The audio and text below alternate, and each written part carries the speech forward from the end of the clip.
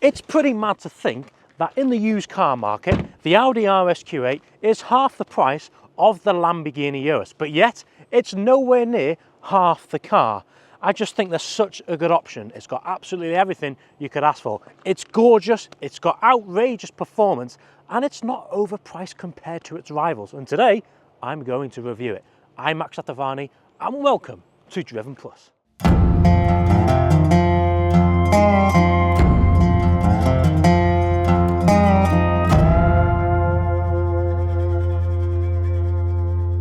And today we're starting under the bonnet of this car. Its engine, a 4-litre twin-turbo V8, same one you'll find in the Audi RS6. If you want to watch my review on that car, click on the pop-up banner now. But this engine is found in quite a few cars, part of the Volkswagen Audi group, such as the RS6, the S8, the Bentley Bentayga, the Porsche Cayenne Turbo, and even the Lamborghini Urus. Now this produces 591 horsepower, 800 Newton meters of torque, and Audi say it will accelerate you from 0 to 60 in just 3.8 seconds, but I think it'll do it quicker, so let's find out.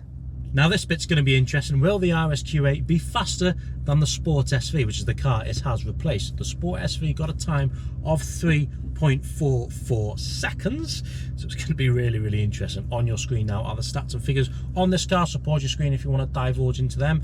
Now to launch this car, you've got to have it in RS2 mode, which is traction off, and literally plant the brake and go. So let's go, let the car build up the boost.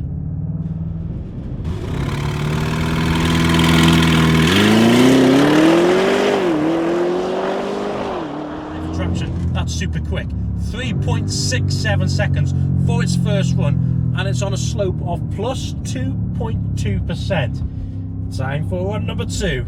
Okay, here we go. Run number 2. Now, for anyone who is going to launch their RSQ8, how aggressive is that? It really does hurt your neck. So here we go. I think we're going to beat the first time of 3.67. Launch control activated. Oh no, it bogged again. 3.43, we've beat the Sport SV by 0.01 seconds, and the slope was perfect. But I'm going to go for run number 3 because it broke traction a little bit then. Run 3, here we go. Do not break traction, please. Oh, it hasn't. It hasn't as well. It's going to be quick. 3.25 seconds for an RSQ8. Wow, it's going uphill as well, 0.7%. That's incredible. That's insane. That just shows how quick this car is. Back to the review. Moving on to the interior. Now this model is the Vorsprung version. I mean, it is top of the range. You get your entry level, your carbon edition, and this, the Vorsprung. Differences are you get this matte carbon fibre effect, Alcantara going on, you get this lovely Alcantara steering wheel. However, in the carbon edition, you get a flat bottom steering wheel, but in the Vorsprung you do not. I prefer the look of a flat bottom steering wheel, but yeah, I find that a bit of a weird decision by Audi. Layout of the cockpit is beautiful. It's very elegant. Use of materials and build quality is second to none. Exact same layout you'll find in the Q7 as well. Infotainment, top screen is 12.3 inch, and that's for your Apple CarPlay standard and Android Auto as well. And your bottom screen is for your climate control system. Now there's no buttons, but it's all haptic, and haptic means you can, it feels like you're pressing a button there. But when you go to use the Apple CarPlay, that's just normal touchscreen.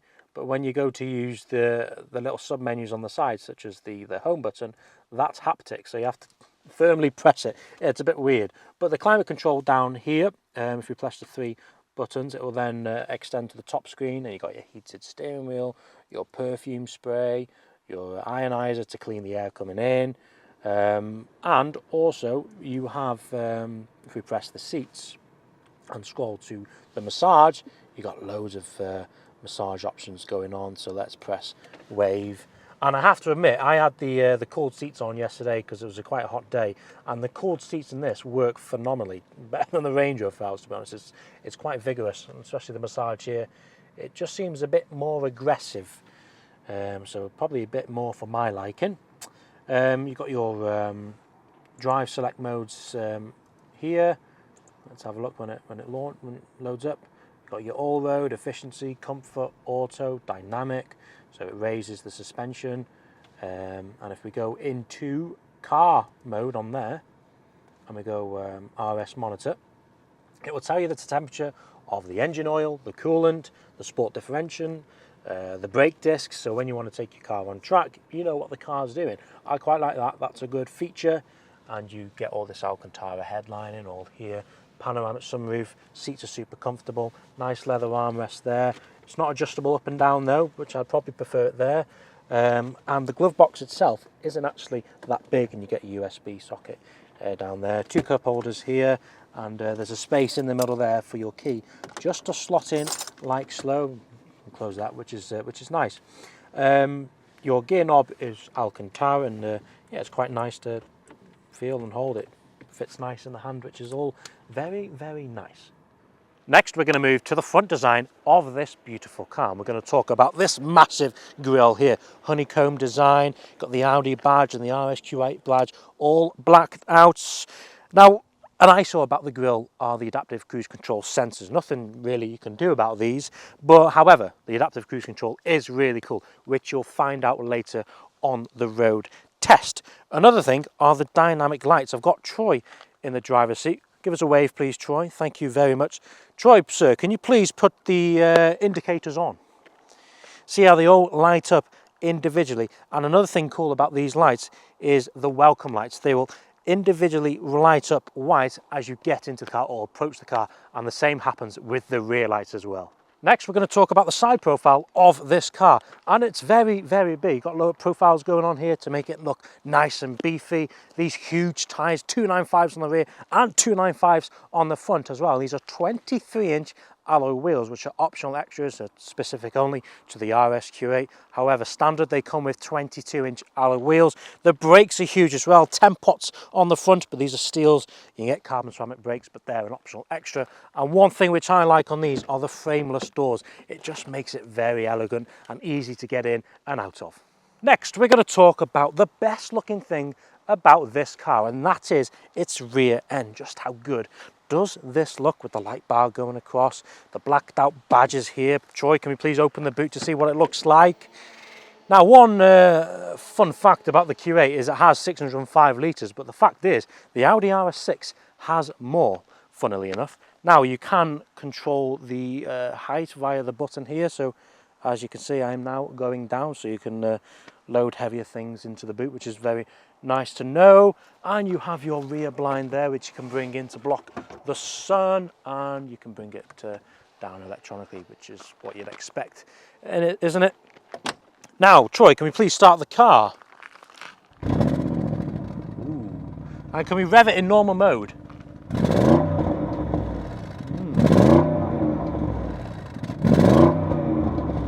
It's got a nice grunt to it. Please put it in RS mode. Flaps open. Let's hear it.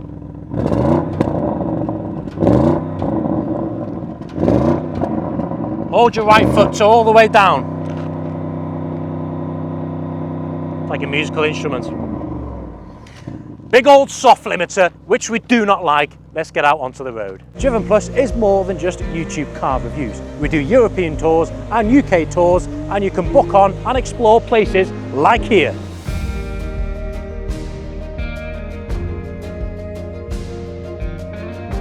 And even places like here, jaw-dropping mountain passes. And places like here, Monaco. So if you'd like to join us on a trip of a lifetime, head over to our website now to book on your next adventure. But for now, let's get back to the video.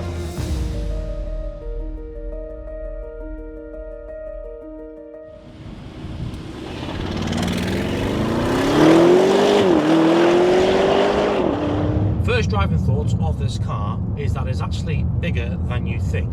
It's quite deceiving because although when you compare it side by side against its competitors such as a Range Rover, it looks small, but when you're in it, it feels no small at all. It's a big car, remember that one. Now I'm sat in a car with around 600 horsepower and an RS badge, and I can't believe how refined it is.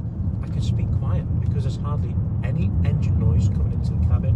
Road noise is kept to a minimum as well. The insulation is good. It's just super refined. They've combined luxury with performance. It's a great mix, it really is. The slight problem I have with this car is the time it takes for the gearbox to wake up when you put your foot down. So we're cruising at 47 miles per hour. I'm going to put my foot down now. It probably took a good second then to think, oh, what gear do I want to go in? Oh, you've woken me up. Okay, now we're going to go. Whereas other SUVs are being right, boom, bang, we're off. It's not what you'd expect for a performance car, I will say that, because say you're in a sticky situation while you buy a performance car, you put your foot down, you want to be gone. Whereas this takes a good second. Remember that. However, though, to wake the car up, all you have to do is press the RS button on the steering wheel, and you can unleash all of its 600 horsepower. Now this has some pretty phenomenal technology, far superior than the Range Rover Sport SV, by the way. So I've set the cruise control at 50 miles per hour. We're coming into a 14 miles per hour speed zone, and the car should know about it. So I'm not going to touch anything. I'm just going to hold the steering wheel. It should know. We're okay. We're coming to a 40. It's then reducing my speed to 40 miles per hour. And what it'll also do, it'll slow itself down in corners so you can take it at a reasonable speed. You don't have to slow the car down itself. And another thing, which is super cool, is it will know when it's coming up to a roundabout. It will slow you down. It will then approach the roundabout at a suitable speed for you to just kind of glide itself round, and then it'll accelerate itself out of the roundabout. It's bonkers, it really is. So this corner here, I've not touched anything. I'm kind of, you know, because of the lane assist, it's not far off driving itself. Yeah, that's how bonkers it is. So this bit's going to be interesting here, because it's going to go from the 40 into the 50. Now, before I set the cruise control to 50 miles per hour, so is it going to accelerate for me? Let's have a look. Right, 50 miles per hour. Yes, it is now accelerating up to 50 miles per hour. Now I am going to compare the Sport SV against this, simply because that used to be our old channel car. We did quite a bit of content with that. We took it on Car Wow. We went, you know, we did all sorts of reviews on this, and this has replaced that car. So how do they compare? Well, I think this is a bit more engaging in terms of the feedback, in terms of in a corner, which is mainly thanks to a few things. And the first thing is when you put the car in RS mode. And what the car will do, because it's got air suspension, it will lower the ride height, increasing the centre of gravity, so you're lower to the ground, you can take a corner better, the steering becomes heavier, so there's better feedback there, and also it has active anti-roll bars, and it keeps the roll to a minimum. So when you combine all these stuff, it just gives you that better edge for me. And the other thing is the seating position. In the Sport SV, you sat pretty upright, whereas this, you sit like you would in an RS6, and that's the difference, because it's probably more of a performance-orientated seating position in the RSQ8, which would improve engagement and connectivity. So there you go. There's all the factors that plays into it in terms of the RSQ8 being a bit more of an engaging drive. I have to mention, I'm going to take my sunglasses off here, because they're polarised and they don't work with the heads-up display. Is it floor for the glasses or floor for the car? Oh, well, who knows there. But it's nice when you've got it in RS mode, you've got the rev counter, and you've got what gear you're in, the speed, and the oil temp. Good for track if you really want to. And when you come out of RS mode, it will then just show you the speed limit, the speed you're going, and the distance the cruise control is to the next car. So it's very nice. And it's not just a heads-up display which changes. You've got the instrument cluster here, so we're in normal drive mode. You can flick between your G meter. What else have you got? Your tyre pressures and your yeah, this is pretty cool. The power and torque percentage of what you're applying to the car. When you put it in RS mode, this all changes. You've got a big rev counter, G meter on the left, oil temperature, and your power figures again, which is quite a nice layout, to be fair. Quite like that. And if you're thinking of buying one and fuel economy crosses your mind, which it could, because it might be your daily, this has a pretty cool feature which this engine is known for, is 4-cylinder mode. So say you're cruising, now and again it will pop up like it is doing now. It'll say 4-cylinder mode, so it's running on 4 cylinders, providing the best economy it can do, which is amazing, to be fair. Really cool. And we're averaging 20.8 to the gallon.